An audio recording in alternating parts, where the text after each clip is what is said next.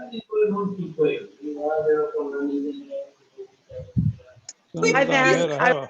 Could we please ask everyone to mute if they're not talking? I will mute everybody in just a minute. Thank you. I got a whole bunch of people coming in, and I'll try to get them in and then start the meeting.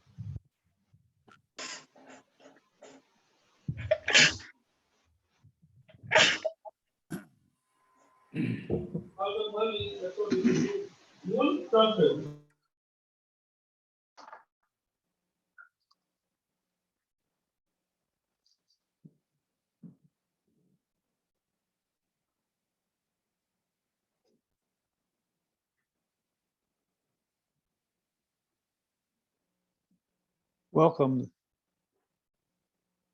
This is Bob Hempel, and I am the General Coordinator of the United States Transactional Analysis Association Coordinating Council, and I welcome to you the second of our workshops of this spring, and we're happy to have Vann joins to lead us today, and we'll begin with that. And this is my introduction and welcome. And so we'll turn it over to Freddie Search, who is a person who is the chair of the Education Committee. Freddie. Good morning and welcome everybody. Welcome to the second of our series of workshops. So just a few housekeeping items first before we go into Vann's presentation. We will have a 50-minute workshop time where Vann will talk, and then we have Jessica who's going to collate all your questions that you post on the chat, and then she would field them to Vann at the end of 50 minutes, and that will be the first half. Then we will have a 3-minute body break. We come back and we repeat the process. And so please keep a lookout on the chat. I will be posting periodically the handout that Vann wants you to have. And so you'll have access to that. And for our US attendees, should you need CE credits, get in touch with the Southeast Institute directly, and they will provide you with that. Alternatively, you can look for the link in the email that we send you and get in touch with them. That's going to be a post-workshop email, which will also have the recording from this workshop. And I want to direct your attention to our newly revamped USA TAA website. There are many resources, and one of them is a TA 101 project that we did recently, and it is a free resource, and it's a self-contained TA 101 program with videos and a learning guide that goes with it. So yeah, and please do keep your ears to the ground for upcoming workshops. We have planned 2 more in the fall and winter of this year. And should you take a break from the workshop during the workshop time, please mute yourself and go off the video. Please do not leave the meeting and just come back, simply unmute yourself, go on video. This way, Bob would not have to be scrambling to let you in at an inappropriate time. And now it's over to Vann.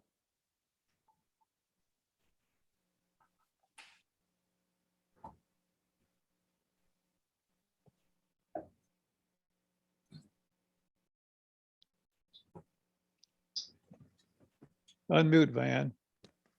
Okay.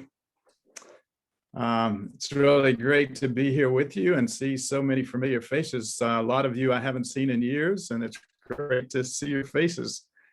Again, really excited to be sharing with you this information that has been really significant to me and my work, and I hope it will be to you as well.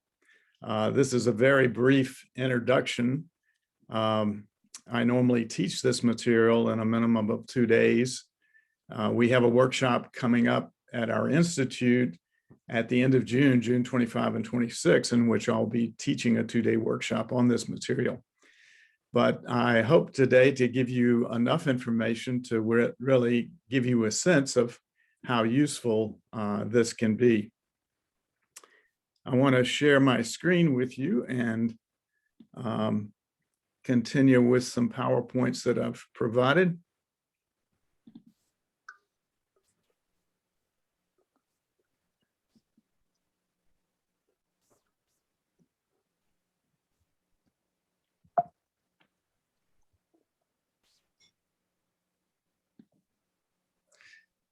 So by way of introduction, I think this really represents a new approach to working with personality issues. I believe that personality adaptations represent the basic building blocks of personality. There are a number of other personality types that are actually combinations of these basic ones, and we'll talk a little more about that later. These are universal in that everybody has some combination of these. They are non-pathological. They are really descriptions of the personality styles we developed growing up. And they're seen at every level of functioning, from completely healthy to totally dysfunctional. So you can see them all along the mental health spectrum. There are no good or bad adaptations. They all have both positive aspects and negative aspects. So it's really how we use them that determines the usefulness of these adaptations. By adaptation, what I mean is how one adjusts to deal with the demands of one's environment. The surviving adaptations really look at how to take care of ourselves when we feel like we really can't rely totally on our caretakers, when trust breaks down and we need to adapt our own behavior in terms of taking care of ourselves to survive. The performing adaptations look at really how to meet the expectations in our family of origin or whatever group functioned as our family of origin. I want to go through these 6 adaptations briefly using the traditional titles and then some descriptive titles that I have developed. The problem with the original titles is they came from the personality disorders, and people automatically think of pathology when they hear these titles. So I have come up with more descriptive titles, really representing both the positive and negative aspects of these adaptations. The first is traditionally called Schizoid. I call these folks creative daydreamers. The second is Paranoid, and I call these folks brilliant skeptics. The third is Antisocial, and I call these people charming manipulators. And I will explain more about how what these titles mean as we go along. In terms of the performing adaptations, the first of these is traditionally called passive aggressive. I call these folks playful resistors. The fifth is traditionally obsessive compulsive. I call these people responsible workaholics. The sixth is traditionally called histrionic. I call these folks enthusiastic overreactors. In terms of overview, this information was originally developed by Paul Ware, who's a psychiatrist who at that point was directing an inpatient treatment center for adolescents in Louisiana. And he later became the dean of the medical school there. But having been trained as a psychoanalyst and a transactional analyst, he was really interested in how kids adapt in their family of origin. And what he began to realize is there's just so many possibilities. And he identified these 6 core adaptations. Taby Kaler, who also is a teaching member in ITAA and a psychologist, was at the same time that Paul was observing these adaptations, developing research on his doctoral dissertation looking at personality styles. And he and Taby and Paul began to compare notes in terms of what they were observing and realized they were seeing much of the same thing. and begin to work together in terms of further developing this information. Paul came to our institute to a conference we had in 1975 and presented this material, and it made the most sense to me of anything that I'd ever heard in terms of assessment of different personality types, because it went beyond simply categorizing these into looking at how best to establish rapport, communicate effectively, target interventions to the place that would have the greatest impact, and how to stay out of what's called the trap area for each of these adaptations, whereas the person tends to get stuck. And if you attempt to work in that area, you get nowhere. So I began to do my own research and further develop a lot of things that Paul and Taby had not identified originally, and developed a questionnaire for assessing the adaptations, and also did a factor analysis on the surviving and performing adaptations, which showed that these factored out fairly cleanly, which is good evidence of their existence in reality. I think these adaptations represent the very best options for both surviving and meeting the expectations in one's family of origin. As I said earlier, they all have both positive and negative aspects. And the goal is not to change adaptations or eliminate an adaptation, but rather to let go of the negative behaviors and use the positive behaviors. That will serve you very well. The healthier an individual is, the more he or she knows how to use the positive behaviors of all the different adaptations, because each of these represent the very best way of handling a particular situation. And that's why they were developed in the first place. So I want to say a little more about how these adaptations develop. About our best research shows that about 40% of personality is just innate, what we're born with. About 60% is environmentally influenced. So I want to look at the part that is environmentally influenced, primarily from the parenting styles of our parents. Again, looking at both the positive and negative aspects. And then again, we'll consider the traditional title and then the descriptive title for each of these.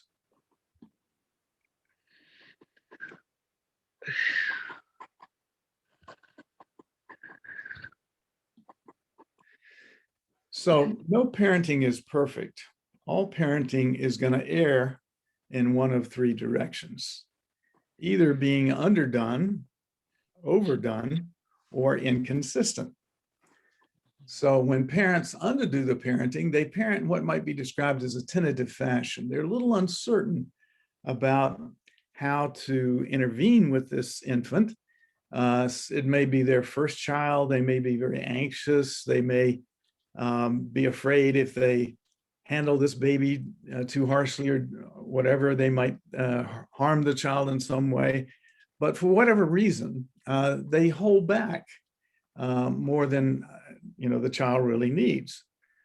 And the child will intuitively pick up this tentativeness on the part of the parents and attempt to be supportive of the parent with the hope that the parent then will become okay and in turn take care of them. So the child learns to try to take care of a lot of needs on their own, not make a lot of demands on the parent for fear of being the straw that breaks the camel's back. The parent might be overwhelmed with other things that are happening in their life, or caring for a sick spouse or whatever. So on the positive side, the infant will attempt initially, but to be supportive of the parent by not making a lot of demands. And you often hear parents talk about kids like this as being good babies. They didn't cry a lot. They didn't, make a lot of demands and so forth. When that doesn't work on the positive side, and the child still is not getting their needs met, on the negative side, the child will often withdraw into fantasy as a substitute for interacting with the parent in reality in a way to try to take care of their needs. And so if they want a hug, for example, they might fantasize that interaction rather than bother the parent by asking them for a hug. Well, all of that fantasizing results in a very rich internal life. And people with this adaptation often become extremely creative. And that's part of their personality style. I call these people creative daydreamers. So many, most, in fact, poets, artists, playwrights, architects, people with some artistic interest, either in terms of their vocation or avocation, will have this as one of their adaptations. The negative side is they often stay in fantasy, daydreaming about things and not really bringing their thinking to closure in terms of taking action to get their needs met in reality. And when people carry that withdrawing and daydreaming to the extreme on the negative side, that's where you get the personality disorder called Schizoid, where the person stays in fantasy much of the time, often is described as a hermit or a loner who has very few friends and doesn't interact very much with other people.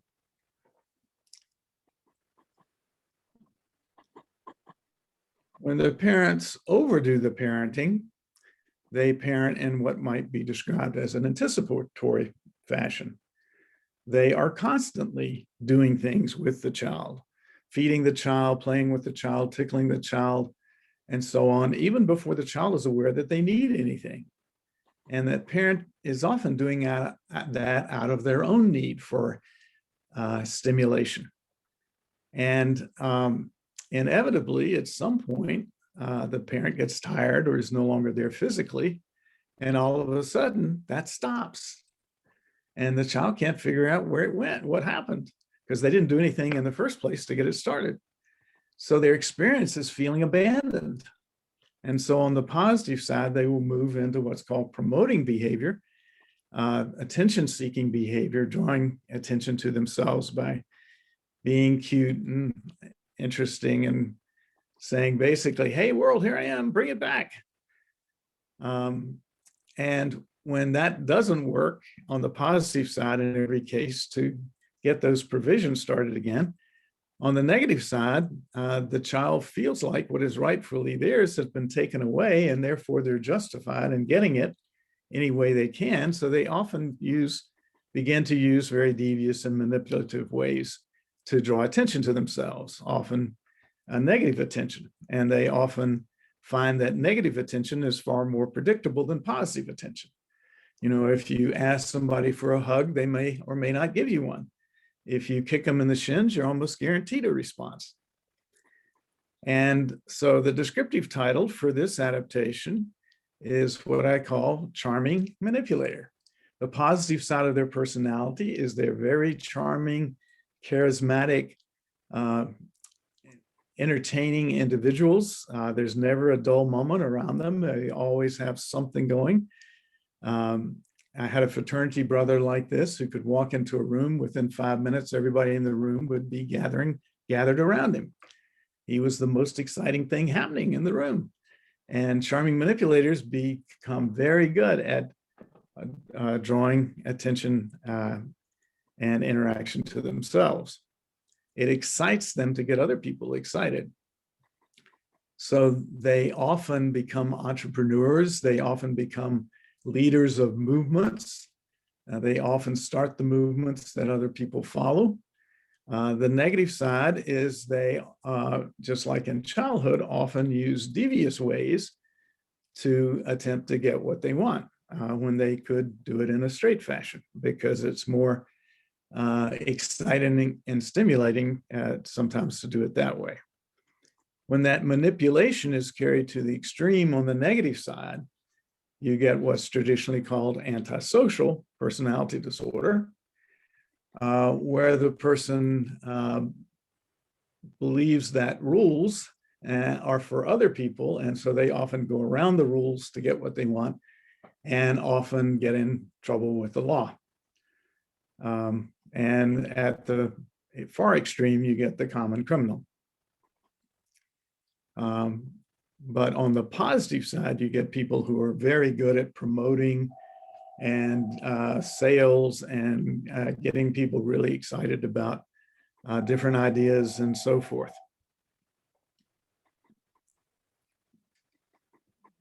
The third possibility is when parents parent in a way that's inconsistent. In that style of parenting, parents might be very warm and loving and supportive at one moment. At the next moment, they might be harsh, critical, and punitive in response to the very same behavior on the child's part. And that when that happens, the child feels blindsided because they can't figure out what they did to get that negative response. So on the positive side, they learn to be very careful and watch, look, listen, and attempt to control everything they're doing and everything that's going on around them in order to prevent getting negatively surprised in some way. When that doesn't work in every case on the positive side, on the negative side, they will become suspicious and feel like I've got to watch out for you to take care of myself. I call these people brilliant skeptics. The positive part of their personality is because they have to attend to so many details at once, they often become very bright, intelligent individuals. The negative side is they sometimes misperceive the stimuli that are coming in and attribute something negative, some negative motivation to it when there really isn't any. People with this adaptation often are very good at detail kind of work, accounting, research, teaching, many other pursuits where exactness or correct information is very important.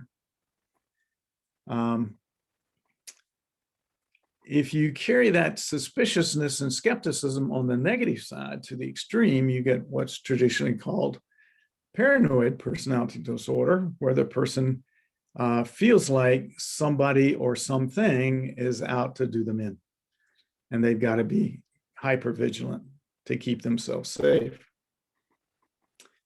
So these are the three surviving adaptations, and under enough stress, all of us will go back to one or more of those in terms of attempting to take care of ourselves in the way that we learned to as a young child. And we can have one primarily, or we can have a combination of these three styles. For myself, I was with my mother more than my father growing up. And so I learned to be supportive and withdrawing because she was very tentative in how she parented. When my father was very inconsistent when he was around. So around him, I learned to be careful and suspicious. But I have more of the creative daydreamer than the brilliant skeptic. Different people will have different combinations of those.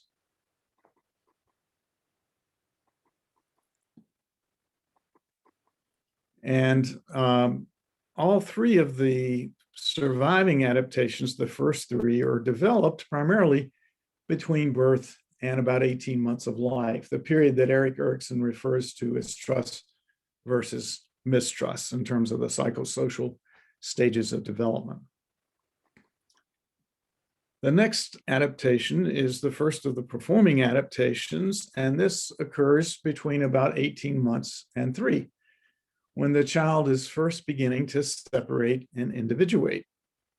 And if the parents don't understand what's happening, and this child begins to say no and not want to do everything the parents want them to do,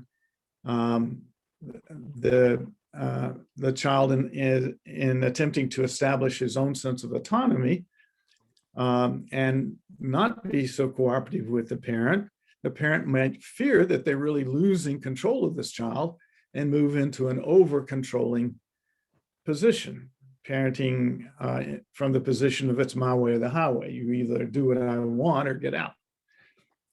When that happens, on the positive side, the child learns to be very tenacious in terms of attempting to get their needs met, because it feels like everything they want, they're met with opposition from their parents.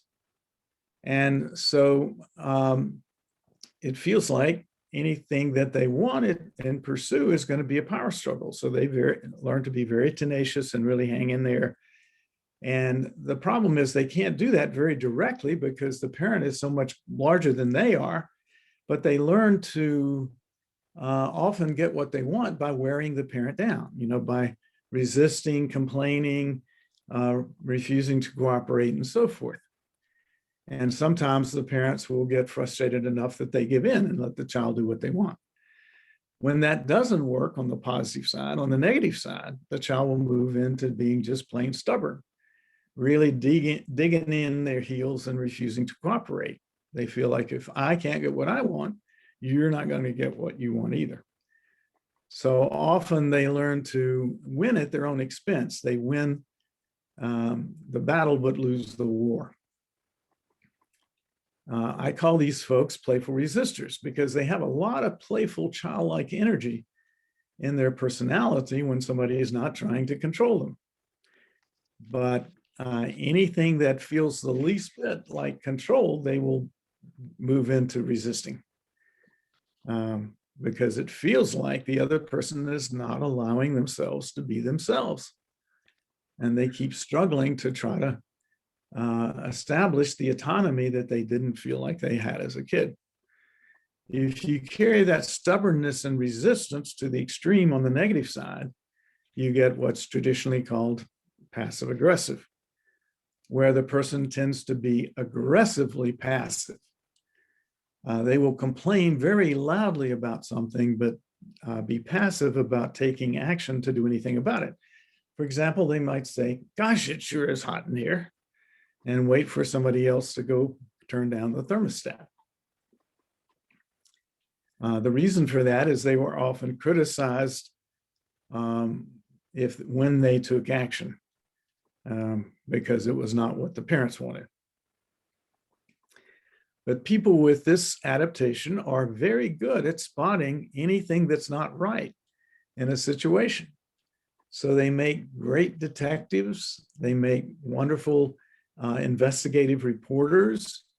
They are great at quality control jobs. I worked with one guy who had this adaptation, and he wrote all the manuals for IBM, or really edited them, because he was so good at spotting what was not right. And kids learn to do that so that they can't get criticized by their parents. They find the mistakes before the parents do. But he said, "I can't believe I'm getting paid for what I love to do." And he had a very well-paying job at IBM for being able to find all the mistakes in their documents.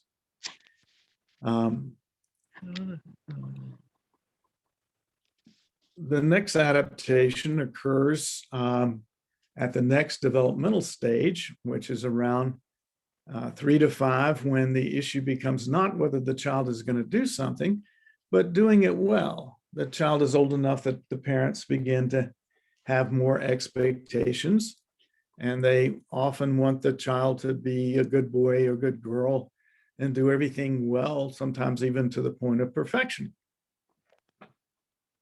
So the child gets the idea that being lovable has to do with how well you do things.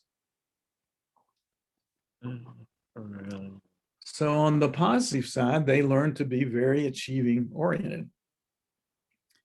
And they learn to get lots of strokes from parents and from teachers and other folks for doing things really well. And often other parents point to this child as the model kid and want their kids, tell their kids they should be more like Johnny here. The negative side is that when they still don't feel totally lovable, they feel like, well, maybe if I just do a little more, then they will love me. The problem is that you can't feel lovable by doing things. You can feel competent, but we really need strokes and affirmation for just being in order to feel lovable. So these folks often get into overachieving and have difficulty knowing when they have done enough. Descriptively, I call these folks responsible workaholics. They are very dutiful, conscientious. They make wonderful managers. These are the people who really run the institutions. They make life work. The problem is, again, they don't know when to stop. And they have difficulty just watching a ball game or favorite movie or whatever, because they keep thinking of things they haven't done and jumping up to do those. And they often have difficulty taking vacations or just taking time just to be with their family, because often when they're just being, they feel anxious, afraid somebody's going to criticize them for not doing something.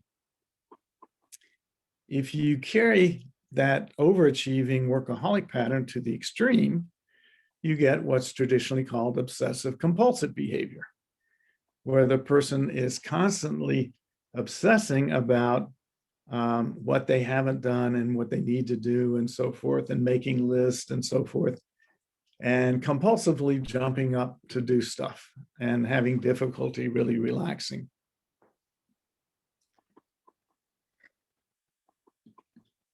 The next performing adaptation occurs roughly between about 5 and 6, where the issue developmentally shifts from doing to being.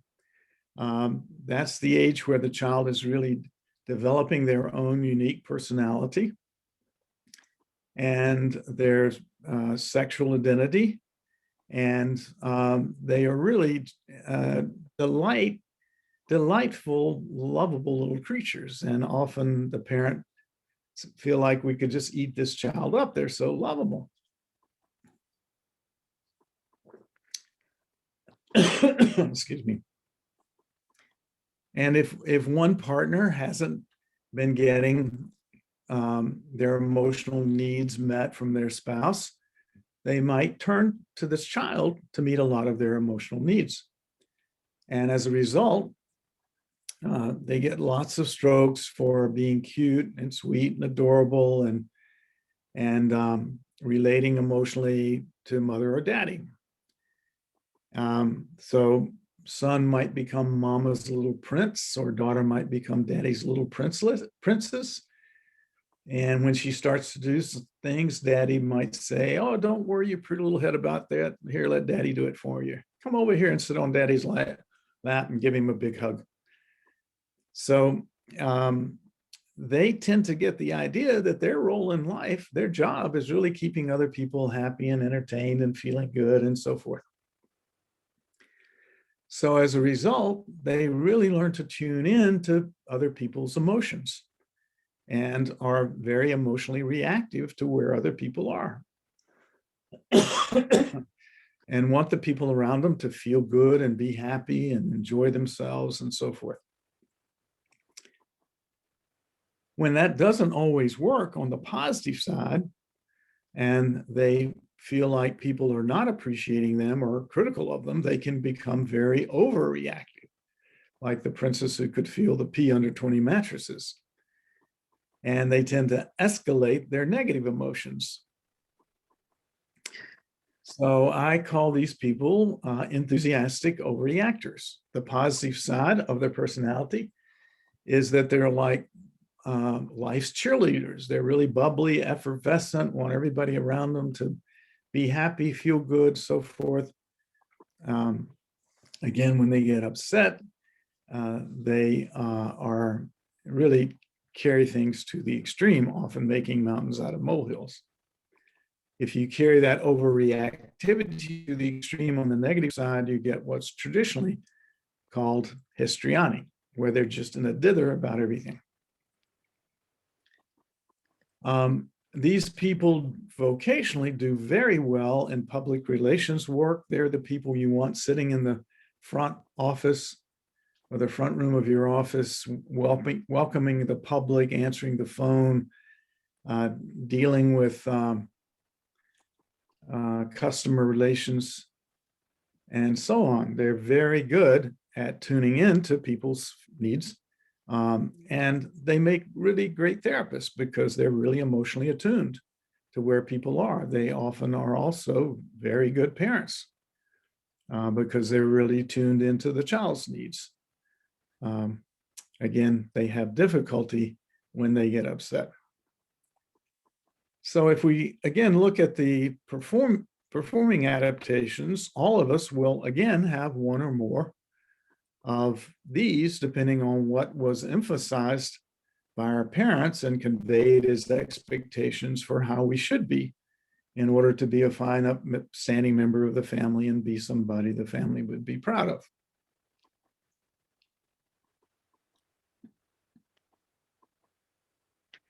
So what I'd like to share with you next is how the adaptations really deal with other people and problem solving. So this is a map that TBK developed called the assessing matrix. On the vertical axis, we can look at problem solving, whether people tend to be active in terms of problem solving or passive. And that really depends on the reactions, the responses they got when they were little, when they took action to solve problems. Most kids, when there's a problem, will attempt to do something to solve it. If they get criticized or punished by the particular action they take, they learn to be passive and wait and see if somebody else will do it so they can avoid that negative response. If we look at how people deal with other people on the horizontal axis, people can be involving of other people or withdrawing. Kids will have a natural intuitive sense of who's safe and who's not safe.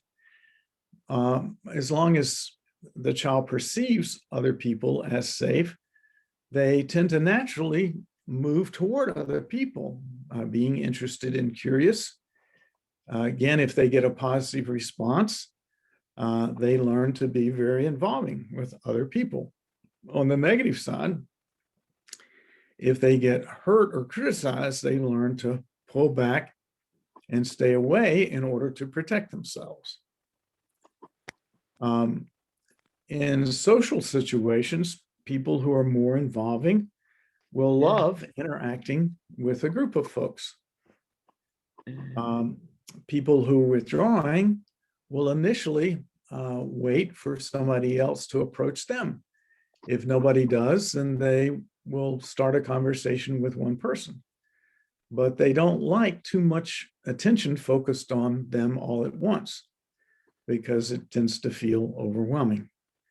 And part of that also involves the amount of sensitivity to stimuli that people have. There were a couple of behaviorists, Eysenck and Eysenck, who were a couple married to each other, and they did a research project with Jung's categories of introversion versus extroversion. The experiment they were using was to condition a certain eye blink response by using puffs of air. And what they noticed was that people who were introverted were much more sensitive to stimuli than people who were extroverted. So for the introverted people, it took very light puffs of air and just a few trials to get the conditioned response they were wanting. With people who are extroverted, it took many more trials and much stronger puffs of air to get the same conditioned downblink response. And they began to realize that people who are introverted are pulling away from excessive stimulation because they feel overwhelmed with too much stimulation. People who are extroverted are stimulus seeking, and they need more stimulation, and they're extroverted because they're really moving out to attempt to get sufficient stimulation to satisfy them. So we can place all the different adaptations on these quadrants. Enthusiastic overreactors operate in what's called the feeling quadrant. That's the primary area in which they invest their energy. They are very involving of other people, very active in terms of problem solving. Responsible workaholics and brilliant skeptics are more in the thinking area. That's the primary way that they make contact with the world. Brilliant skeptics won't initially move in either an active or a passive stance in terms of problem solving, but they initially will pull back, size up the situation, figure out what needs to be done, and then take very decisive action to try to control the situation. Creative daydreamers are in what's called the inaction quadrant, the lower right-hand quadrant, both being withdrawn and passive, pulling away from excessive stimulation. Playful resistors are in the reaction quadrant. They are being very involving, but in a passive way, and they often make contact by reacting what other people are doing. Charming manipulators are right in the middle and will tend to move back and forth from being active, involving, to withdrawing and passive. They are very much externally stimulus oriented. So if they see some action to be had, if they see some benefit to moving out and taking action, they will do that very readily. If they don't see any benefit to themselves, they can be very withdrawn and passive and look like creative daydreamers. I want to talk a little more about each of these. First of all, the enthusiastic overreactor, who again will tend to be active in terms of problem solving, very involving of other people. The FTB represent the doors, what Paul Ware referred to as the doors to their personality. The open door for enthusiastic overreactors is feeling. That's where they invest the most energy, and that's how they attempt to make contact with the world, is through the feeling door. So if you want to make contact with them, you really need to approach them in the areas of feelings by inquiring about their feelings or being playful with them or nurturing with them. They want to know that you care about their feelings. The target area for them that did not get as much acknowledgement and affirmation when they were little is thinking. And they really need to use their thinking now to round out their personality in order to grow and change. When they do that, you'll see the greatest change in their behavior, which is called the trap door. And the behavior that change that you will see is they stop overreacting, being so overreactive. But you won't get to that if you attempt to approach their behavior directly, because the message they got as kids about what they were supposed to do to be okay was to please other people. And they're already doing everything they know how to try to be pleasing. So if you focus on their behavior, they feel like they're not doing something right, and all their defenses go up. So you make contact with them through feeling, and then Once you have rapport, then you inquire about what they're thinking as they are feeling that, and help them begin to bring in reality factors,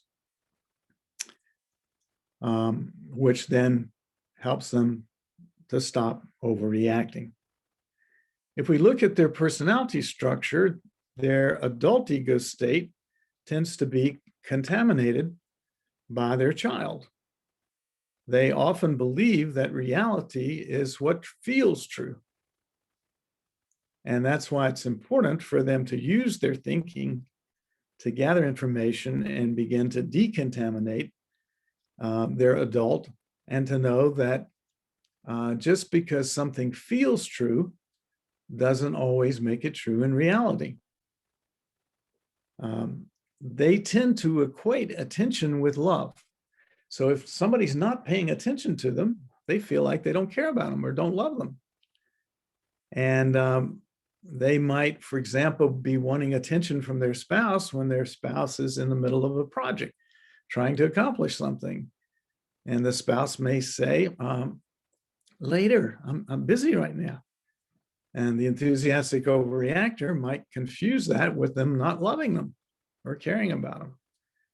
So as they begin to integrate their thinking in with their feeling, they can begin to appreciate that it's an issue of timing, not whether their spouse loves them or not.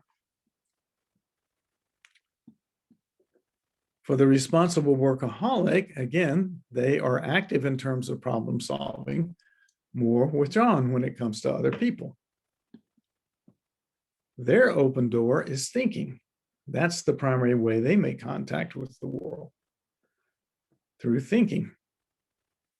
And as you begin to make contact by asking them about their thinking, inquire, using your adult ego state to connect with their adult ego state.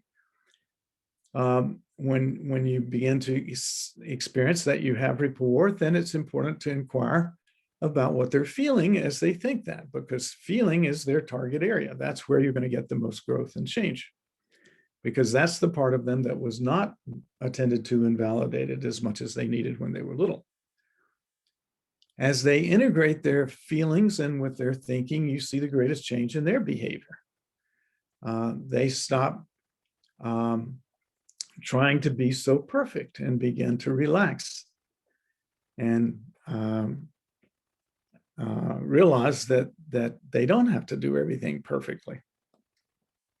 But again, you won't get to that if you focus on their behavior directly, because the message they got about what they were supposed to do to be okay as kids is to be perfect. And they're already doing everything they know how to try to be perfect. So if you focus on their behavior, again, all the defenses go up. If we look at their personality structure, their adult tends to get contaminated by all the parental shoulds and shouldn'ts and so forth. They have an overbearing parent ego state. And so when they begin to feel how oppressive that parent is and stop putting so many demands on themselves, then you will see the child begin to come out and relax and be playful and interact with that part of themselves.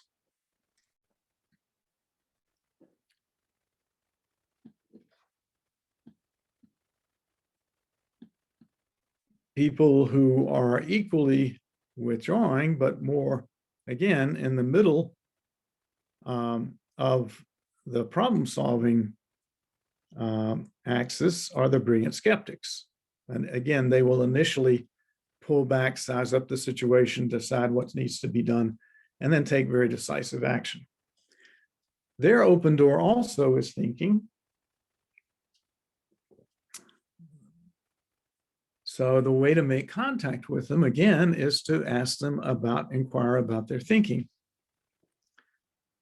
As you begin to establish rapport, then you can also inquire what they feel as they think, the way they're thinking, which helps them integrate their feelings in with their thinking. And as they do that, you will see the greatest change in their behavior. They stop being so careful and rigid and guarded and uptight. But again, you won't get to that if you attempt to focus on their behavior directly, because not only were they supposed to be perfect as kids, but they were also supposed to be strong and not have a lot of feelings and needs. If we look at their personality structure, their adult is contaminated by their parent, and they go one step further than the responsible workaholics, which is to exclude their child ego state, because childlike behavior feels too unpredictable to them, and they're afraid of getting blindsided the way they did as a kid.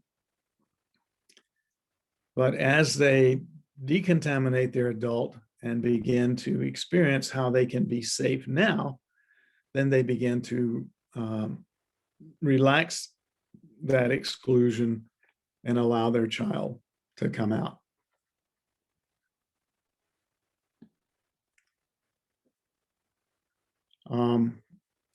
We've been going for about close to 50 minutes so far, so I think this might be a good place to stop and just find out what questions you have about things that I have talked about so far, and then after the break, we'll continue.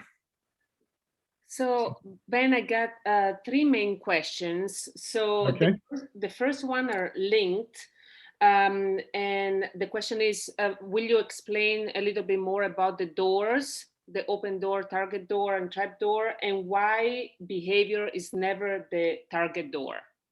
Well, it's not true that it's never the target. Well, it is true, it's never the target. It is sometimes the target, excuse me. It is sometimes the open door. But the doors essentially are how the child learned to make contact in the world that worked in their family of origin. How they initially were approached by their parent, what worked for them to make effective contact. And, you know, it's essentially where the most attention was focused by their parents.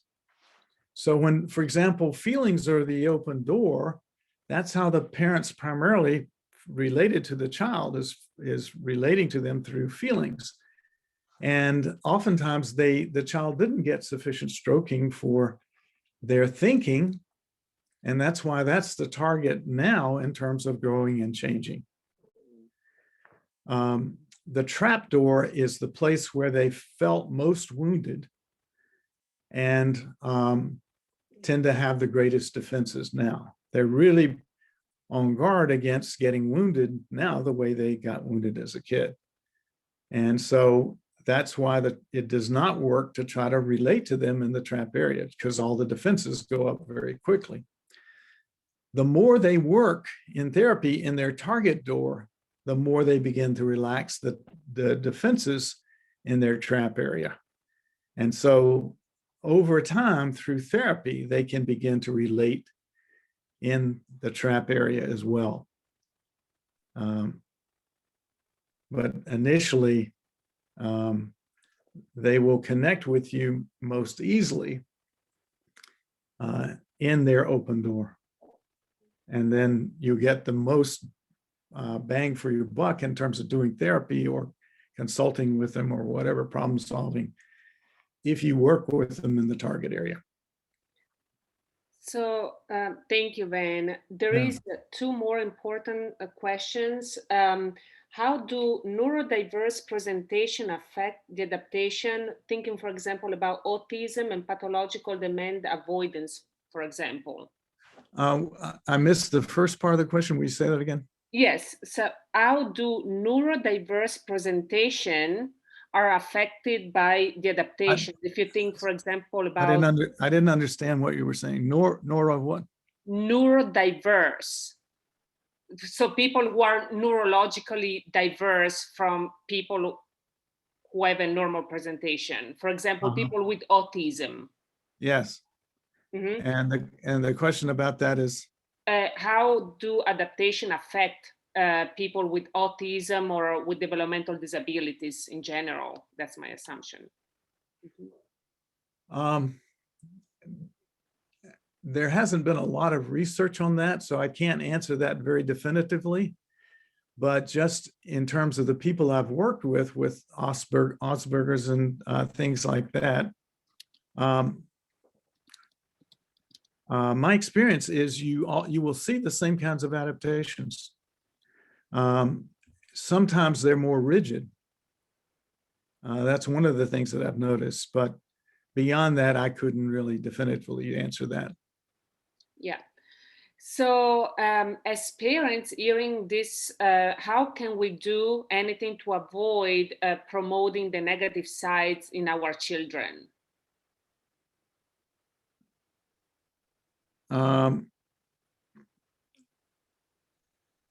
Ask that one more time. Yeah, so as parents, if we're noticing that our children have this kind of adaptations, what can we do to promote the healthy side of the adaptation rather than the negative? I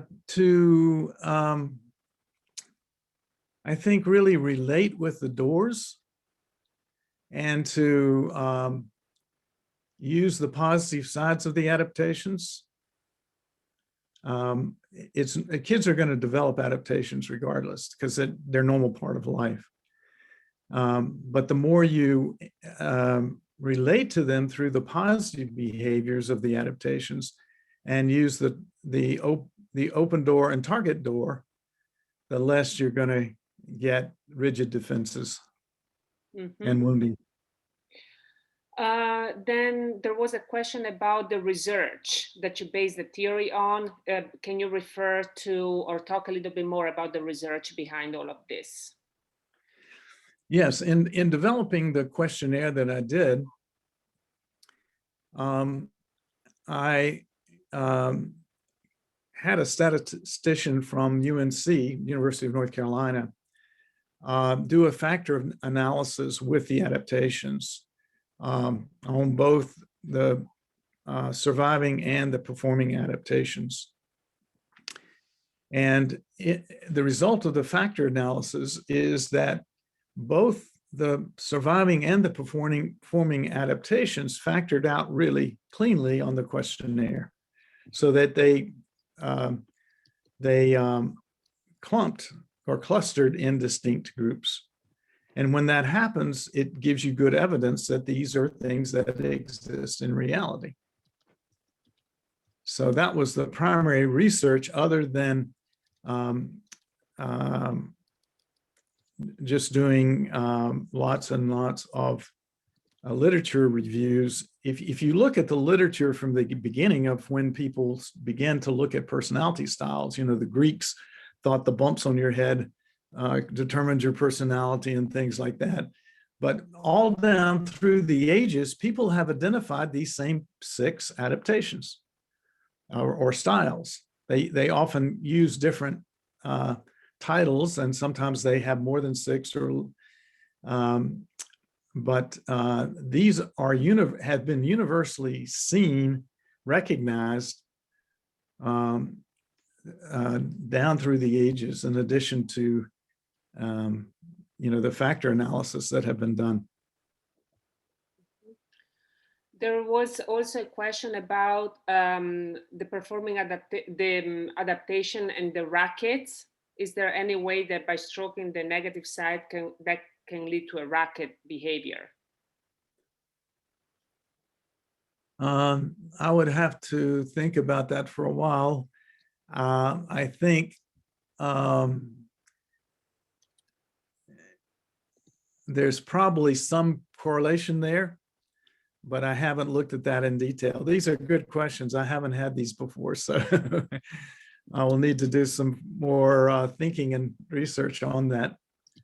But just intuitively, I would say yes.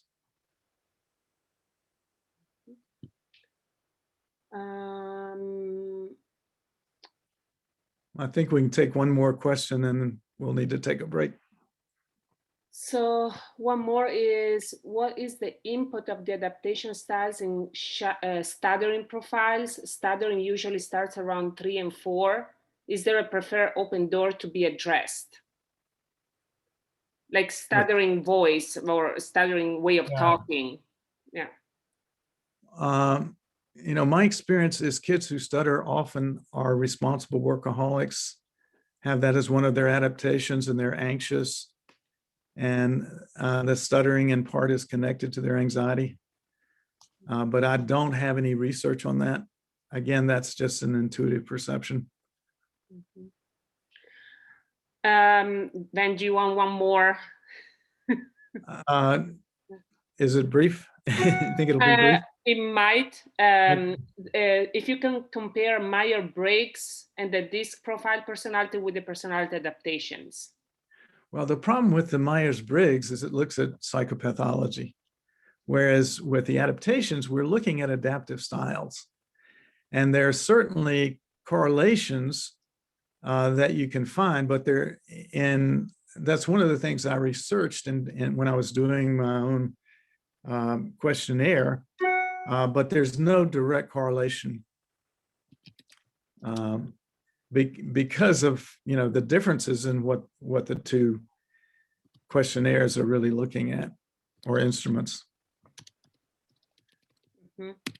So let's take a 3-minute break for bathroom, whatever, and then we'll talk a little more theory.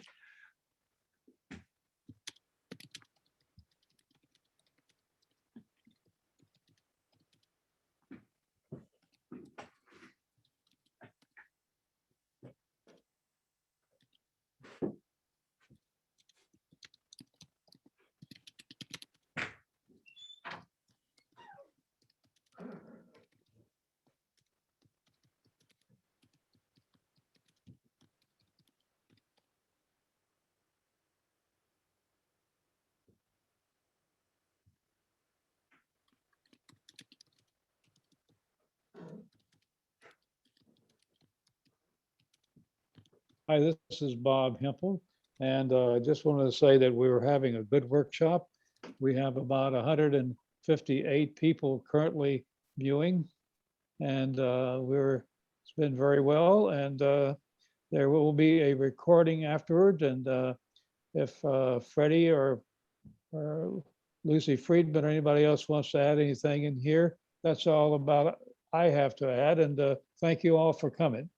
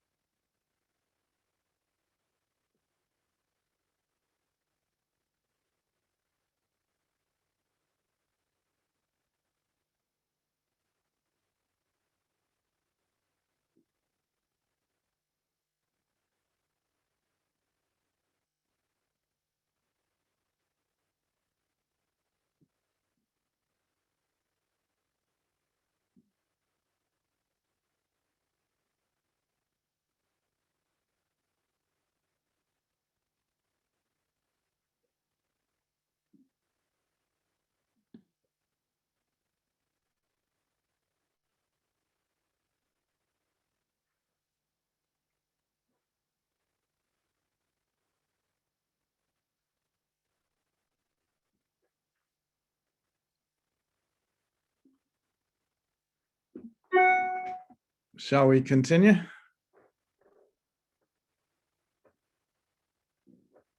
Are most people back?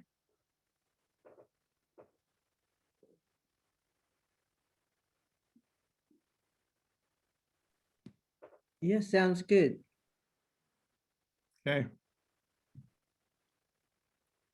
So I'm going to share my screen again.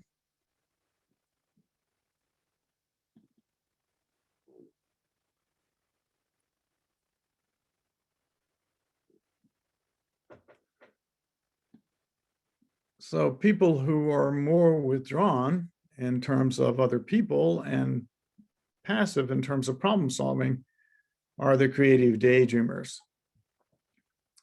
And the open door to their personality is that withdrawn passivity. They are attempting to keep a low profile, not make waves, not cause difficulty for other people. And so to make contact with them, you have to go in after them and bring them out by giving them clear expectations to be active, to interact with you, to share with you what they are experiencing, what they're thinking. Thinking is really the target door to get them to share their thinking out loud. They have very rich internal thinking process, but they're not letting you in on it. And what's important is to get them to think about what they're experiencing and what it is they are wanting that they're not getting or needing, and then take action to get that met. And as they do that, as they follow through and take action to get their needs met, you see the greatest change in their feelings. They become animated and excited. But you won't get to that if you attempt to focus on their feelings directly, because the message they got about what to do to be okay as a kid was to be strong and stoic. And they are already doing everything they can to try to take care of themselves and not make demands on other people. If we look at their personality structure, their adult gets contaminated both by their parent and their child. The parent expects them to be strong and not have a lot of feelings and needs. And the parent is critical of them when they feel upset emotionally or feel needy. And so the child attempts to withdraw to get away from that internal criticism, which means the child gets even less of their needs met. And so they feel worse. And then the parent becomes more critical and the child withdraws further and so on. So the child will feel bad and feel stuck in those bad feelings and not know how to get out. And the way out is to think about what it is they're feeling and needing and the action they could take to get their needs met, and then to take that action.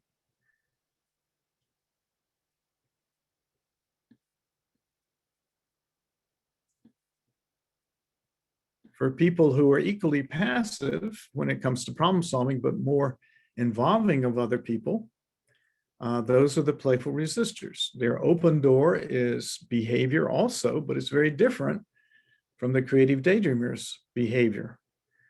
The playful resistor will be aggressively passive, like complaining loudly about something, but not taking action to solve the problem. And that's how they tend to make contact with other people. They don't enter into conversations smoothly, but they will kind of cut across the conversation by reacting to something somebody has said, either positively or negatively. The target area for them, well, first of all, in terms of how to make contact with them, the way to make contact is to play with them.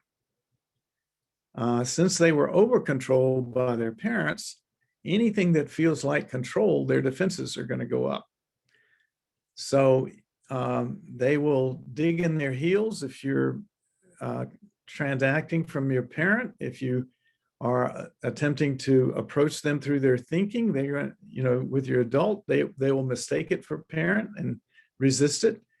But if you're playing with them, they don't feel threatened because they know another child is not going to try to control them. And so it really is helpful to make contact, to play. And the thing you can play with is their rebellious child, because they will be resisting and rebelling in the therapy process itself. For example, if you ask them a question, they often won't respond. And then you can say, boy, you're good at not answering my question. And grin, and they'll laugh, and then they will answer your question. Or will you tell me I won't answer your question and you can't make me? So you invite them to act out that rebellion directly in a playful way, and give them permission to do now what they couldn't do with their parents when they were little. Once you have rapport by playing with them, then you can inquire about what they're feeling and what they're really wanting that they presume they can't get. And then help them begin to get those needs met. And when they do that, you will see the greatest change in their thinking. They get out of that either or, all or nothing frame of reference that they tend to operate out of. But you won't get to that if you attempt to approach their thinking directly, because the message they got about what to do to be okay was to try hard, and they're straining their brain trying to figure out the right thing to do. But they're in a dilemma because their parent also contaminates their adult as well as their child. And the parent gives them all these shoulds and oughts and musts about what they should be doing. Just, they internalize that over-controlling parent that they got from their parents, and they tend to push and cajole and try to control their child. And the child will resist and fight back, just like they did with their own parents. So what initially went on between them and their parents now goes on intrapsychically between their own parent and child ego state. And the dilemma often that they experience is they only give themselves two options, either doing it the parent's way or the child's way. And so a helpful question is, how could you do both? To help them begin to realize that it's not all or nothing, either or, that there are more than two options. If you limit yourself to only two options, then you have this unresolvable dilemma. So as you play with them and invite them to begin to experience that dilemma, then they begin to be willing to look at additional options and get out of that stuck place. Again, people who are more in the middle of this diagram in terms of problem solving are the charming manipulators. Their open door also is behavior, but the behavior they use, again, is different from the playful resistor or the creative daydreamer. Charming manipulators will be being actively aggressive. They will be attempting to seduce by pleasing others, trying to con others into going along with what they want by telling them what a wonderful deal they have for them or whatever, or trying to sell them something. And if they can't get what they want that way, then they will often go to the other extreme, which is being strong and try to intimidate people into doing what they want. So rather than using direct behavior, they're trying to manipulate either by seducing or by intimidating. And the way to make contact with them is to playfully expose what they're doing.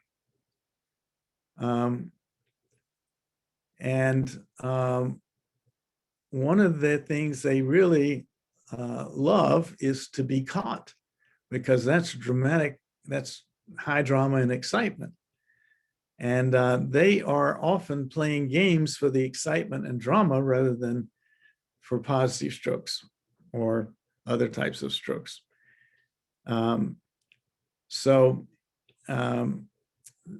they will initially in therapy try to fool you in some way into going along with what they want.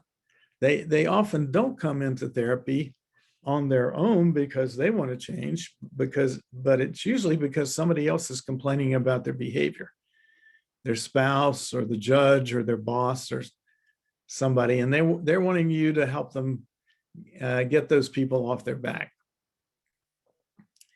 So if they want to try to discredit you, they might come in and they might say, now, what are your credentials? And if you know what they're doing, that they're trying to intimidate you, then you can simply go to where they're going and get there ahead of them and make that explicit. You can say, you mean to come to me? You mean you would come to somebody that you haven't checked out their credentials first? So you simply switch it on them and catch them and expose what it is they're doing. Or you stroke them for how slick they are. I had a teenage charming manipulator who was selling something for his school, and he came to my front door and he gave me this song and dance, trying to get me to buy whatever. And I said, I'm really not interested in what you're selling, but I want to pay you for the entertainment. And he started laughing. So that's the way you engage a charming manipulator. You really call them on what they're doing in a playful way that really lets them know you admire finesse when you see it, but you're not taken in by it. If they feel like they can't con you, then they feel like you have something legitimate to offer them. And so then you can move to the target area and ask them, what is it that you really want that you presume you can't get, so you're doing all this conning instead? And if they're sincere about changing, then they will get real with you and tell you, and you can work with them to help them get that. So the change you'll see when you work with their target area of feelings is in their thinking. They stop trying to fool you or outsmart you and begin to think about more long-range consequences in terms of what they really want. But again, you won't get to that by attempting to work with their thinking directly, because they're thinking from their slick little kid, their little professor. They're not using their adult ego state. And so you have to be in the same ego state that they're using, which is your own little professor, and playfully confront from that part of your personality in order to get them to be real with you and stop trying to fool a fast one. If we look at their personality structure, their adult gets contaminated by that slick kid. And what they often do is exclude their parent ego state and feel like the ends justify the means. So they throw out the rules or go around the law to try to get what they want, and that's how they get into difficulty. As they begin to integrate their feelings in with their thinking and begin to use their adult ego state, then they begin to look at long-range consequences and how to get what they want in a way that doesn't get them into trouble.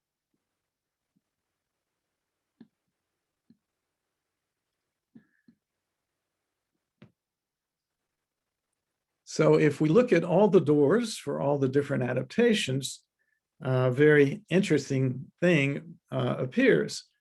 You can see that people who are diagonally opposite each other on this diagram, like enthusiastic overreactors and creative daydreamers, or responsible workaholics, brilliant skeptics, along with charming manipulators, playful resistors, have the opposite open door and target door.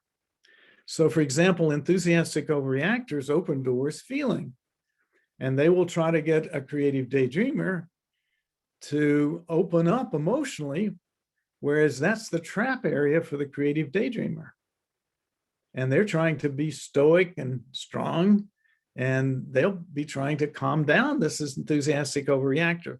So both people are really trying to work in the trap area of the other person, and they just get nowhere. Or responsible workaholics and brilliant skeptics will approach charming manipulators and playful resistors through thinking, which gets them nowhere. They get right into the trap area and just go in circles. And charming manipulators and playful resistors will focus on the behavior of responsible workaholics and brilliant skeptics, again, which is their trap area, and all the defenses go up. So one of the things, the side benefits, I think, of working with this model is you really learn how to, you really need to learn how to use or approach people in ways that are different from your natural way of doing that. So one of my adaptations is responsible workaholic. And one of the things I had to do is learn how to really appreciate my rebellious child with charming manipulators and playful resistors, so I could make contact with theirs in order to establish rapport. So it really requires you to grow and learning how to work with people who are different with you in order to make effective contact with them. So the people who naturally do best with each other in relationships are people who have the same doors or complementary doors. For example, enthusiastic overreactors and responsible workaholics tend to be attracted to each other because what one does naturally, enthusiastic overreactors are very good at feeling, which is the target area for responsible workaholics. Is what they're needing to learn how to do. Thinking is the open door for responsible workaholics, which is what enthusiastic overreactors need to learn how to do, and so on. So generally on this diagram, people do well with people who are either above them, below them, or to the side of them. They have the most difficulty with people who are diagonally opposite because of what is open for one is trapped for the other.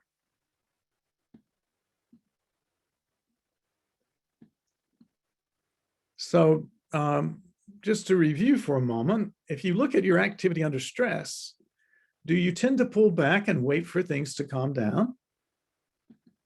Or do you first size up the situation and then try to maneuver it to your advantage?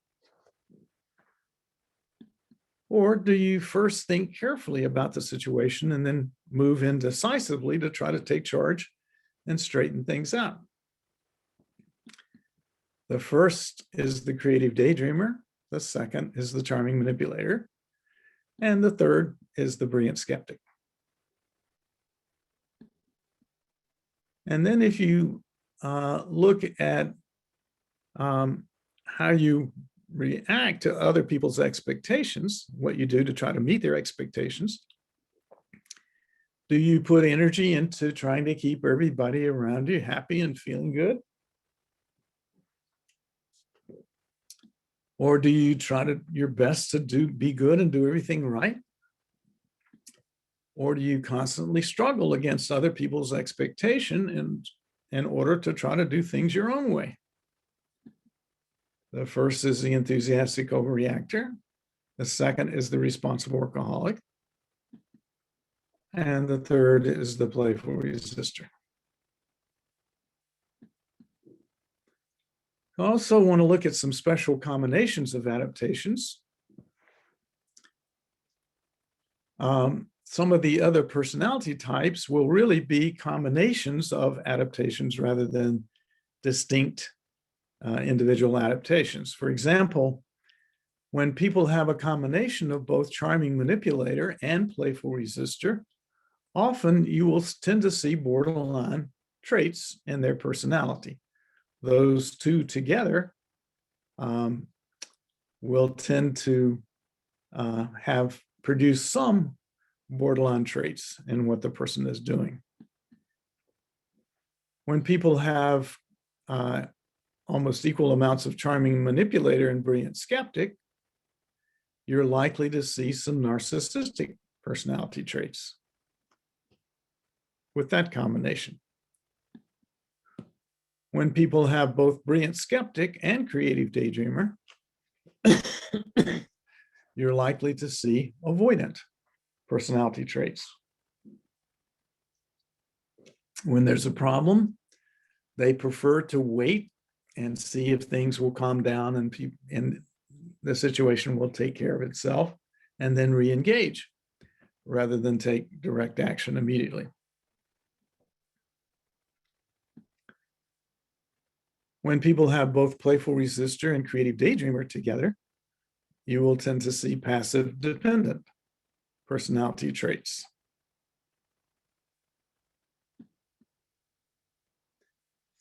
I want to also talk about some difficult combinations in relationships. One is when a responsible workaholic is in relationship to a playful resistor.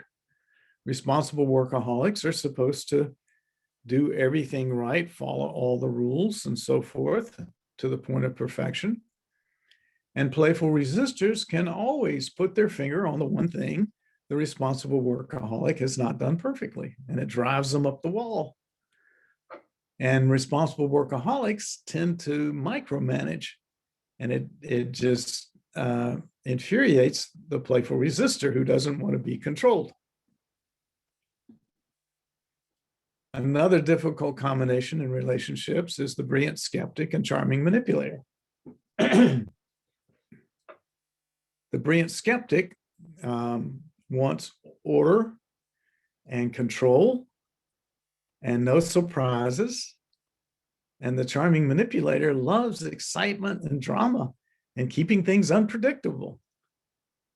And so they are initially attracted to each other because, you know, the brilliant skeptic wants a little more excitement in their life, but they get upset with the amount of drama and unpredictability that the charming manipulator creates.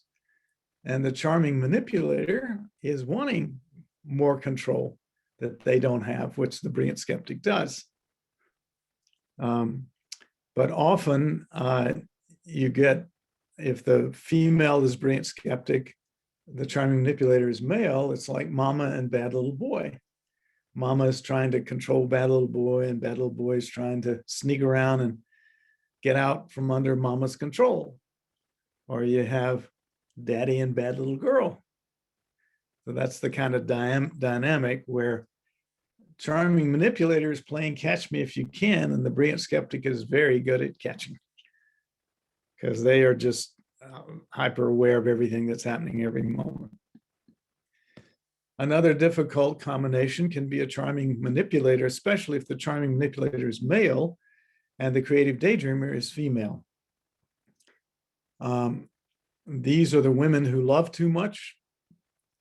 Creative daydreamers are trying to be supportive, and the female creative daydreamer thinks, if I just love this guy enough, he's going to change. And the charming manipulator is really attempting to get what they want through manipulation rather than being real.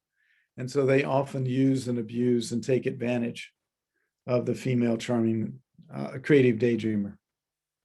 So again, that can be a very difficult combination and can be, in the extreme, very destructive, because the creative daydreamer is like the postal worker who will take it and take it and take it and take it for years. And then one day they've had enough and they blow the other person's brains out. So there was a book written a few years ago about women who kill, and it really was about this dynamic. Another difficult combination is a creative daydreamer with an enthusiastic overreactor. Again, creative daydreamers are supposed to be stoic and not show a lot of feelings and needs. And so the creative daydreamer will try to get the enthusiastic overreactor to calm down and stop being so histrionic. And the enthusiastic overreactor will try to get the creative daydreamer enthusiastic and sharing their feelings and excited about what's happening and so forth. So they really work at cross purposes and can get very frustrated with each other. Another difficult combination is an enthusiastic overreactor and a brilliant skeptic. And it can be very destructive if the enthusiastic overreactor is female and the brilliant skeptic is male. Enthusiastic overreactors flirt to get attention, but they're really not wanting to be sexual. But the brilliant skeptic who can misperceive people's intentions will often believe that the enthusiastic overreactor is attempting to develop a sexual relationship with another guy and can become very critical and punitive, even to the point of physical abuse. So that can be a very toxic dynamic as well.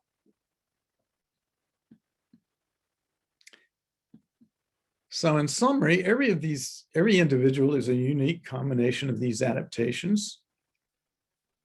Each adaptation offers unique strengths. Each adaptation has potential difficulties. And each adaptation has specific areas for growth and change. And the therapeutic doors provide the best options for establishing contact and rapport, targeting interventions to the area that will be most effective for growth, and avoiding becoming trapped in the client's defenses. As I mentioned earlier, I developed a questionnaire to assess these adaptations. This is a 72-item questionnaire for assessing the adaptations that result in a profile of the client's adaptations. And then this profile can be used to plan treatment for the client. And I want to share some examples of different profiles. That the questionnaire itself, if you take it online, it's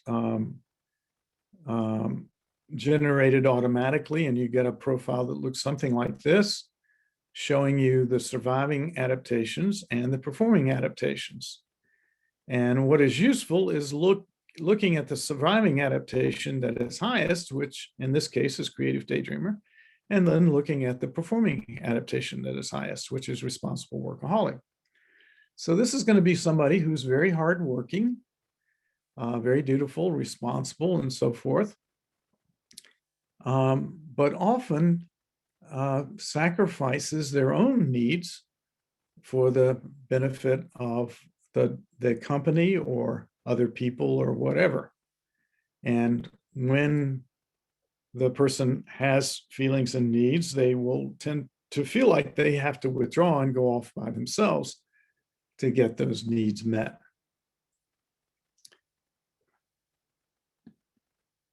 Here is another profile. In this case, you see a combination of charming manipulator and brilliant skeptic, which are fairly high on the surviving side, which means that the person will likely to have an element of narcissism.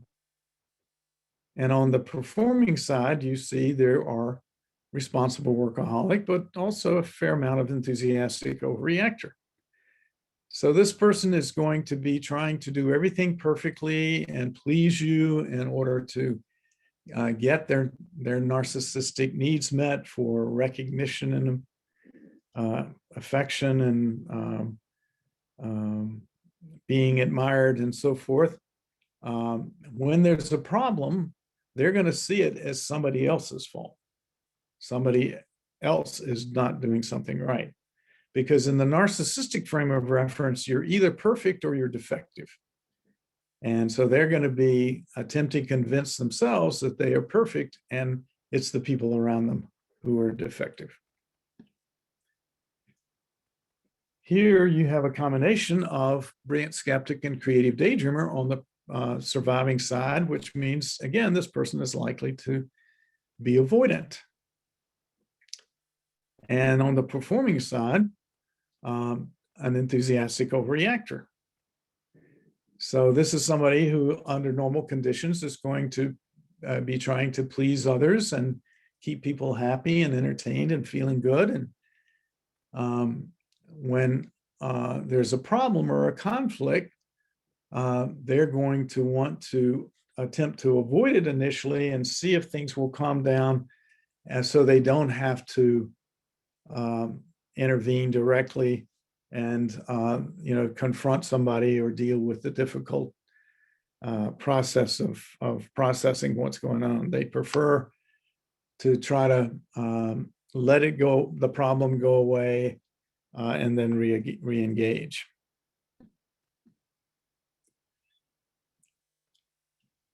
Here, the highest surviving is Creative Daydreamer. The highest performing is Playful Resistor. As I mentioned earlier, when these two are the highest, you see somebody who tends to be passive dependent. They often are struggling in their work or relationships with other people, and often withdrawing and wanting to be taken care of or have somebody else solve the problem and take care of them in some way.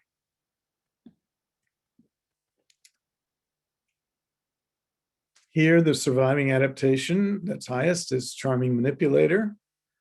The performing adaptation is Playful Resistor. When you have this kind of profile, again, with Playful Resistor, Charming Manipulator highest, again, you're likely to see some borderline traits.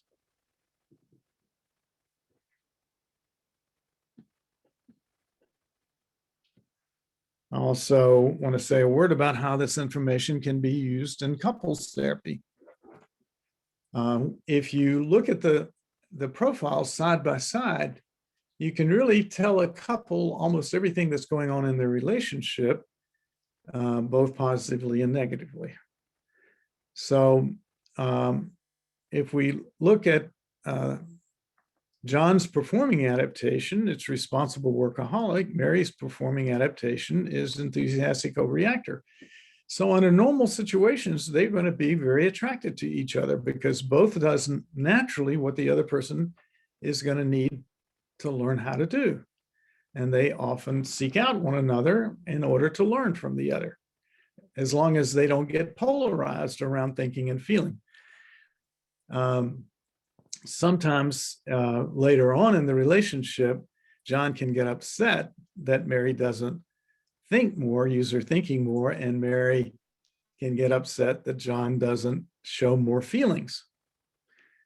When there's a conflict or difficulty between them, we see Mary has a surviving adaptation of Brilliant Skeptic, and John has a surviving adaptation of Creative Daydreamer.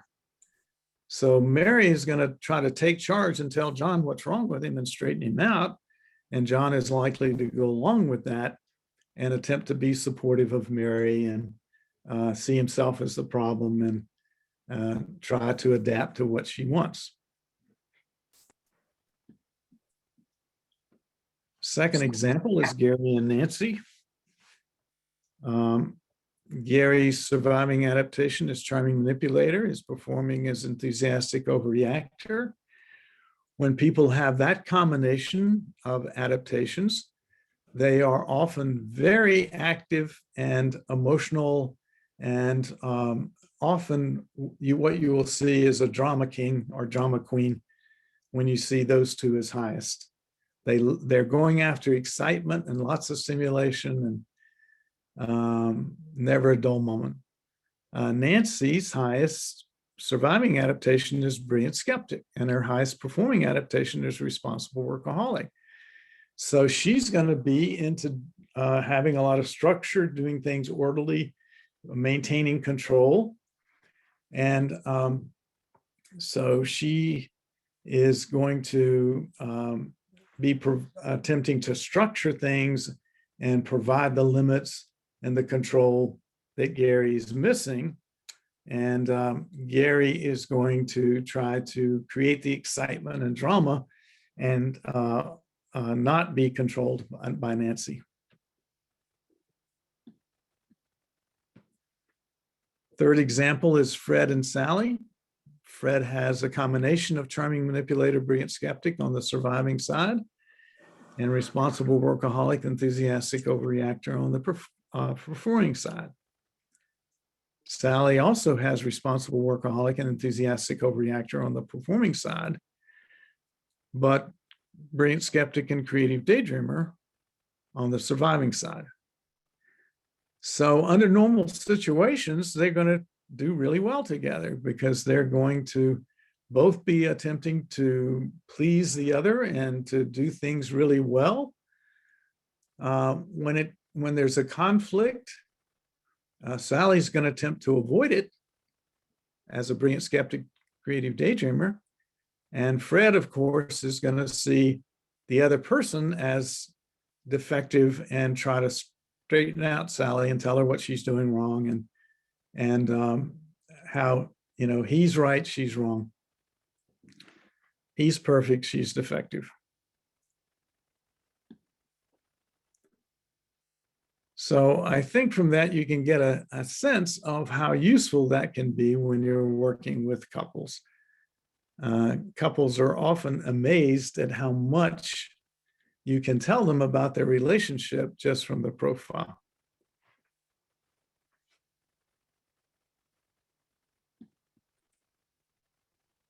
So I want to say a word about where to get more information. Again, we do workshops a couple of times a year on how to work with the different adaptations at our institute.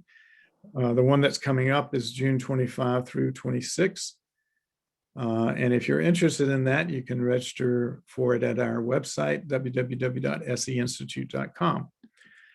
Another resource is the book that Ian Stewart and I wrote on 2002, Personality Adaptations, A New Guide to Human Understanding in Psychotherapy and Counseling. I'm currently working on a book for lay people that I hope to have out within the year also. And then if you purchase the JPAC online kit for the questionnaire to use with your clients, that as part of the report, you get a profile and a full description of the adaptations and how those function according to the profile.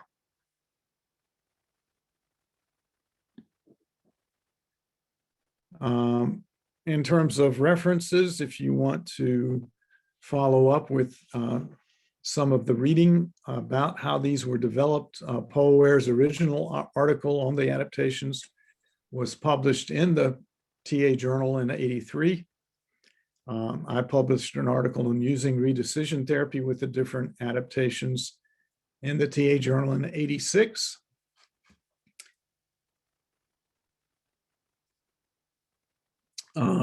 Ian Stewart and I wrote TA Today that was originally published in '87, which is the theory upon which the information about the adaptations is based.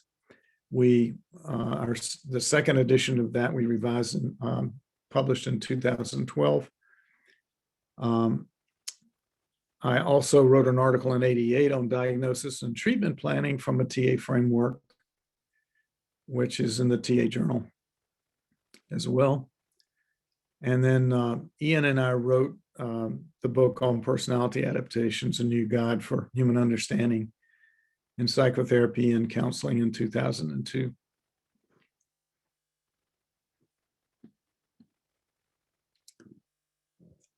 Okay, so I want to stop there and again, find out what questions you have about what we have covered. So we got a few. The most recent one is that you, Vann, mentioned that creative daydreamer, enthusiastic overreactor are a difficult combination. And what if the person has the same two combination in her own adaptation? How would that look like? We have difficulty internally when we have. Vann? Yeah. Sorry, we couldn't hear you for a minute. Oh, okay. Can you hear me now? Yeah. Okay. We also have difficulty if we have two adaptations that have the opposite open door and trap door internally. And usually that's a conflict, sets up a conflict between our parent and child that often originally went on between, our parents and us as kids. The interesting thing is that enthusiastic overreactors are attracted to creative daydreamers because they want to know that people care about their feelings. And enthusiastic overreactors creative daydreamers are very supportive and caring people. And so naturally enthusiastic overreactors are attracted to them. But then they get frustrated with the fact that they don't share their feelings. And creative daydreamers will be attracted to the excitement of the enthusiastic overreactor. And the nurturing aspect of their feelings. But then they tend to get overwhelmed by the amount of feeling that the enthusiastic overreactor is showing. So by learning about the doors and using those effective, they can work out those conflicts. But it's a little more difficult than somebody who has the same open door and trap door. But it is solvable. That's the good news. Other questions? And then also, yes, I think the question also was, what if a person has enthusiastic overreactor and creative daydreamer in their own personality? Would Yeah, they that will create conflict? Yeah, that tends to create conflict internally because they will get upset with themselves internally between their parent and child.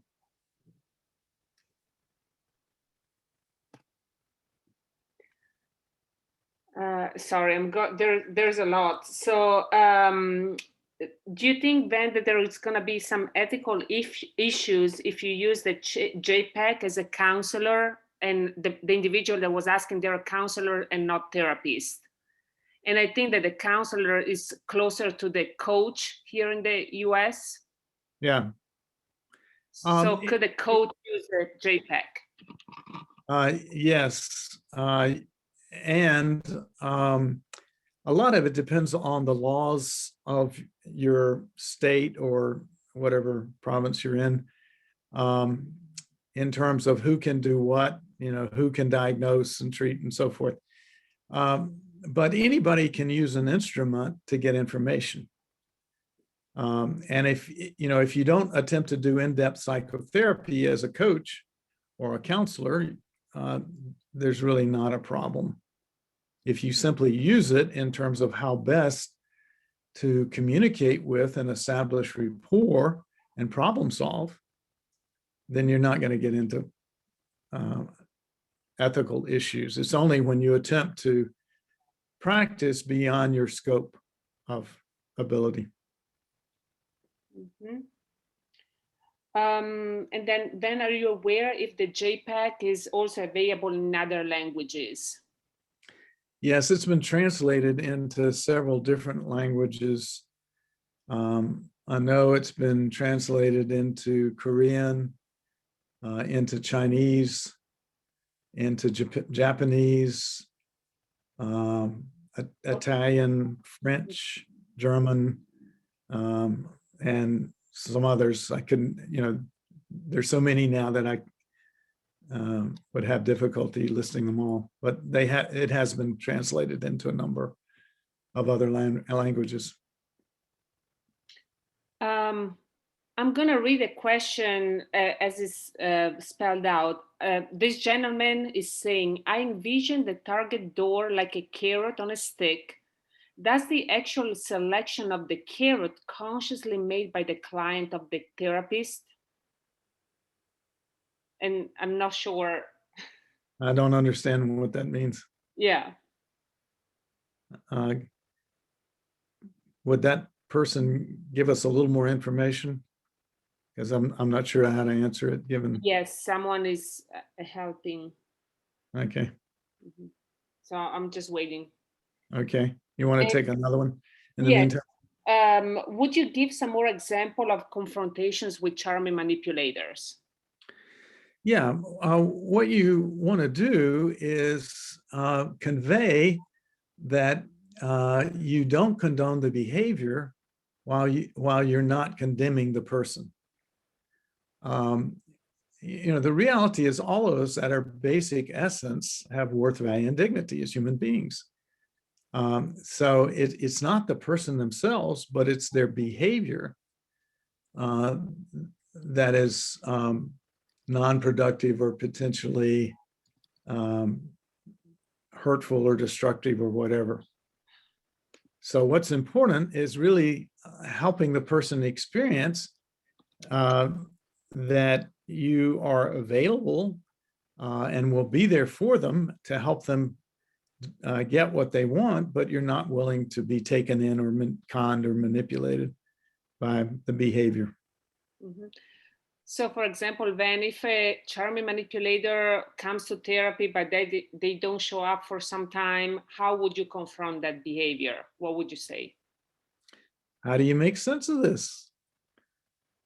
Here you're coming for therapy. Here you're coming for therapy, but you're not showing up. What do you think that's about? Yeah. So you just make it explicit and raise questions about it. Mm-hmm. There was another question about the developmental stages of borderline and narcissist, the ages of development. Both of these, with narcissism, there's a normal, natural, appropriate, healthy narcissistic period at 18 months where the child needs to experience being the center of the universe. And that's what helps us develop positive self-esteem. But after that, in healthy development, kids go through a series of narcissistic wounds, realizing that that's not really true, that they have to take other people into account and share and get their needs met in relation to other people getting their needs met. People who become narcissistic personality disorders never get wounded because their parents don't really require them to take other people into account. And the parents sometimes, if they're narcissistic, need the child to be special and unique and larger than life and better than anybody else's child. And so they support that grandiosity that's really not based on reality. With borderline, the natural, normal occurrence during, between 18 months and 3 is separation, individuation, where the child begins to separate from the parent, go out into the world, develop a sense of mastery of the world, come back and get refueled by the parent. And what happens with borderline development is either the parent is not available because of sickness or hospitalization or whatever, injury, or the child is in a body cast or whatever, the parent is not there to support the child's separation, individuation, and mastery of the world, or the parent has difficulty because they may be borderline with tolerating the child's separation, individuation, and they try to keep the child dependent on them and discount the child's ability to think and do for themselves and develop a sense of mastery of the universe, of the world around them. So borderlines are afraid to move out into the world because they haven't had the chance to practice and develop a sense of mastery. And the parents are often discounting and rescuing and actually discouraging the child from separating, individuating.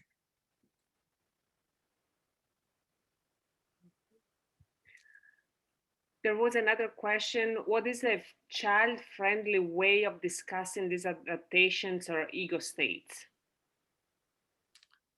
For the child themselves? Yeah, I believe, yeah, for children, I believe so. Well, I think what's important is to do it in a child's language, which is play. Play is the language of children.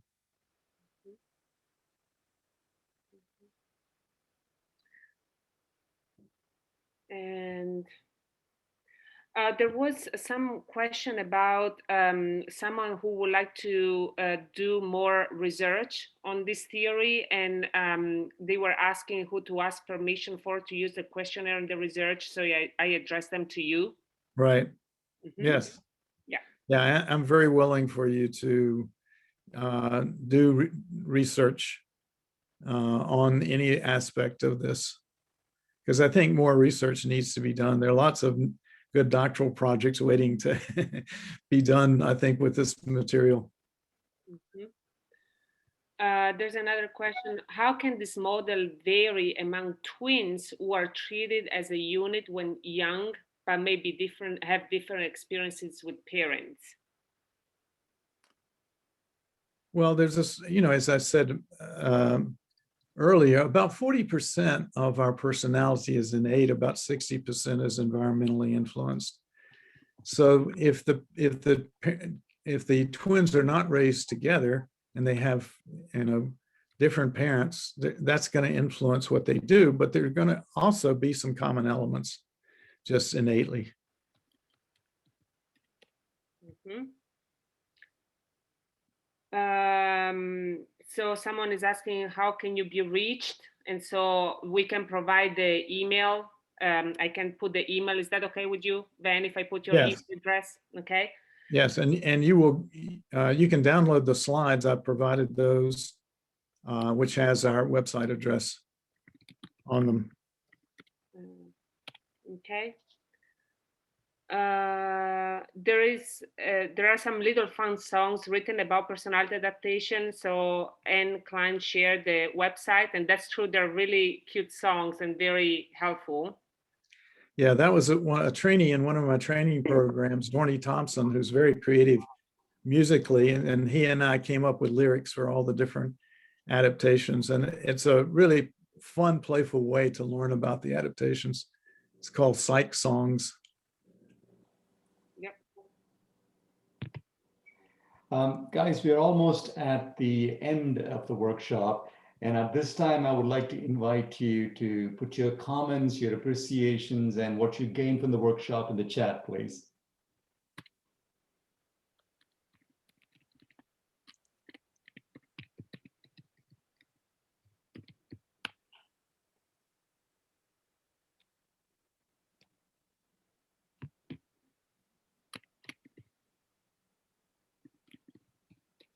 So a lot of appreciations coming for you right there, Vann. Can you see the chat? Yes, I can. Thank you. Okay.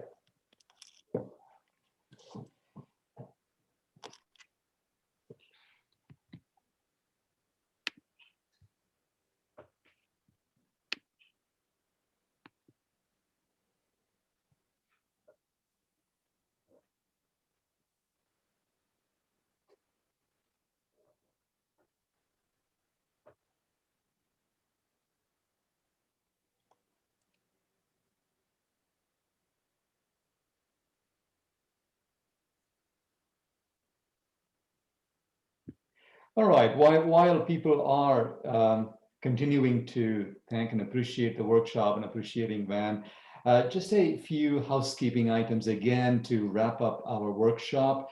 A follow-up email will go soon after we get it ready, and that will have the handout as well as the recording, which will be available for a week for you to watch. We have 2 more upcoming workshops in the fall and winter of this year. And keep your eyes on the USATAA website for those.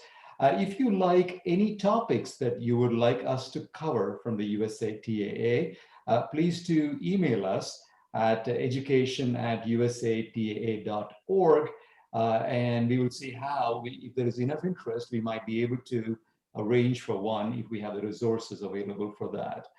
Apart from that, it's good to be with you folks again. Goodbye and be blessed. Thank you, everybody. I really enjoyed it. It's great to see you. Thank you. Thanks, Van. Bye. Welcome. Thank you. Thank you, Van. Thank you. Thank you, Vance. That was wonderful. Thank you. Bye-bye. Thank you. That was It was so amazing. nice. Hi, Thank you very Shelley. much. Thank you, Van. Great seeing you again. Thank you. You too.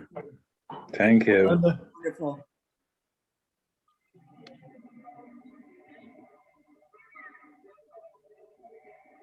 Thank you, Van. You're Enjoyed it. welcome, Felipe. Thank you. Thank you, Van. You're welcome. To see you, Felipe. Is the recording stopped? Thank Oh, you, I- Juan. It's still going, I think. Okay, I'm gonna pull it off. It's very Thank useful. you, Juan. Thank you, Juan. Van. Huh? Thanks, Van. You're welcome. Say hi to Shelley. I will. It's good to see you. Thanks. You too. Thank you, Van. It was such an honor to be here. Oh, Bye. you're welcome. Thank you. Thank you very much. Mhm. Thank you very much, Juan. Yes, thank you. Thank you very much, Van. You're welcome. Bob, can you end the recording? Yes, I can. I'm involved in I got something here. Okay, here we go.